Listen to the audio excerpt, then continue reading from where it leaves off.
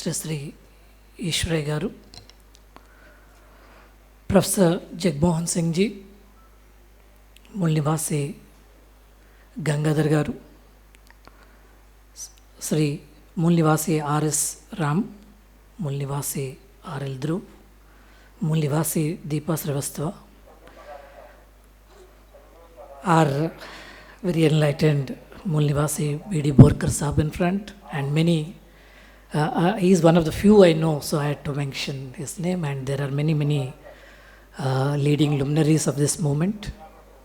All the BVF volunteers of BAMSEF, and dear friends. First, thank you very much for giving me this opportunity to be with you all. I'm sorry I won't be able to speak in Hindi. I'm a little not so comfortable, not very expressive in that, so I thought I'll speak in English. I could speak in Telugu, but then the group is primarily from all over India, so I thought I'll speak in English. And regarding the need for a consolidated movement, need for creating awareness, the stage of the moment, there are very distinguished colleagues to speak. One aspect which I have been seeing and observing in our day-to-day affairs as an employee working in government, I would just like to have a few insights into that. First, of course, our basic document which enabled all of us to sit here in a symbol of being equal and being able to express ourselves is our constitution, that is the Samvidhan. That is everything, Gita, Quran, Bible, whatever we say, and that is the lifeline or the very essence of our existence. And we need to protect it, preserve it, and realize all the goals. Yes, definitely it would take a long time. Social goals would definitely take a longer time. But we need to move positively and consistently in that direction. And that is where BAMSEF plays a very critical and crucial role. And I came into this touch with this organization primarily as an employee. And in our day-to-day affair, we see that though we have so many provisions in the Constitution, though we have so many acts which are very noble in their thoughts, which express very strongly about the intended goals, but somehow down the line, we miss achieving most of them. For example, the concept of reservation, or I'll leave reservation there. I'll talk about the amendment, promotions, reservations and promotions. That is what we call as the consequential seniority. Somehow, in every department I have worked, this consequential seniority amendment act has come back way back, about 20 years back. Government of Andhra Pradesh has issued consequential GOs in 2002. Sitting in 2021, still we are not able to enforce it effectively. The bulk of the employees belong to the weaker section, thanks to the constitutional provisions. But still, we are all educated, we have all degrees, but somehow we are not able to have a deeper understanding of what is happening, how to implement the law, and ensure that the intended goal is reached. So, colleague employees, I request all of you to be very vigilant, to look at the acts and provisions thoroughly and ensure that they are achieved. I can just tell one example. Now, being Principal Secretary, I stand corrected because I have been introduced as Chief Secretary. No, that's a long way to go. I am Principal Secretary and I am taking care of the Health, Medical and Family Welfare Department in Government of Andhra Pradesh, and I primarily deal with the present trend, that is COVID management and vaccination. So before I forget, I request all to take care, be safe. It's again on the rise, so please do not take any risk. This is a large gathering. Please take all possible protection. Coming back, we were doing the promotions, recruitment of assistant professors in the medical colleges. That category has been there for, say, 50, 60 years. It's a direct recruitment post in which 60% are recruited from the fresh graduates or whatever it is, fresh postgraduates from the open market. And the other 40% also are taken from the in-service candidates on lateral entry, but through a notification and giving an opportunity for everybody to apply.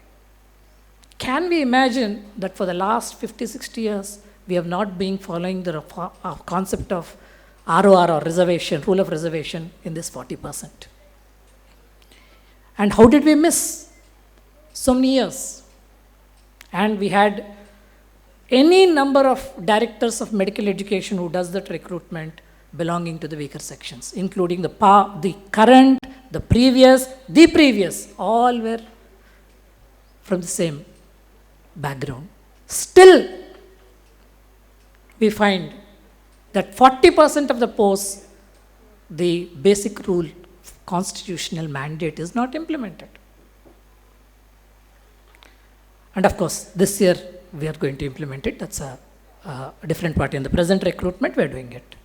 Then similarly, there's a post called tutor. It's again a direct recruitment post. Until today, the direct recruitment has not taken place. Everything is through lateral entry, and there's no rule of reservation in that. I just gave these two small examples only to make us aware that such clear-cut acts with the rules and regulations, and act as a word in the preparation of acts, and when you have them being implemented by people belonging to the weaker section, still we are not conscious enough, we are not aware enough to ensure that justice is done. There's nothing, in fact, I call it injustice has taken place. We can go on quoting any number of examples. As one of my friends said, when a file comes, one of my friends was just asking me, when I was long back, the community of that person, this person, he was sitting in an important place. So he was asking me, what is that community, this community and all. So I just asked him, why are you bothered about community now? He said, "Are a great fellow you are. Everything that happens is based on the community. The file may be the same, but it depends upon the community and how things move." So we need to be extremely vigilant and conscious. In everyday life, yes, creating awareness is very, very important, the most important thing. But at the same time, we need to be very vigilant in our day-to-day affairs and day-to-day activities. That is, especially with governance. Thanks to Baba Sahib Ambedkar and his team, they made excellent provisions to ensure justice, equality, liberty, and fraternity. But the road is quite difficult. Sure, we'll be moving in that direction, there's no alternative. But we, as representing the large masses, we have got, in one way, a representation on behalf of all of them to ensure that what is given in the Constitution is given to reaches the most deserving. So we have very good number of employees. I'm told there are more than 200 PhDs here in this August gathering, and any number of postgraduates, graduates, and a large number of us are employees. So I request all our colleagues to be vigilant, watchful, read everything carefully, see what best it can be got out of it for the benefit of the larger group of people, and ensure that the intended goals of the acts, rules, the government orders are achieved. So, belonging to that group of employees, I thought that was the most relevant point, because 90% of the people sitting here are more aware and more conscious of the need to be, and more aware of the concepts and principles of BAMSEF. So I would not like to discuss on them. Once more, I request all of you to kindly, for the next 4 days, please try and remember that COVID is on, it's not gone. Kindly take care of yourselves, protect yourselves, be safe. I thank Mulnivasi Gangadhar Garu and his entire team for making a lot of effort has gone into the entire thing. I've just been seeing its whole team has done so much of effort in organizing this event. And I think this is the first time this event is being organized in the state of Andhra Pradesh.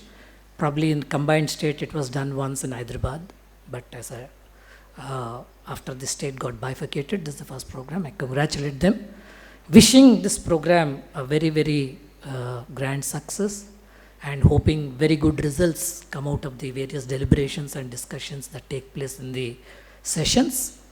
I thank everybody for giving me this opportunity. Jai Bhim, Jai Mool Nivasi, Jai Samvidhan, Jai Bharat. Thank you.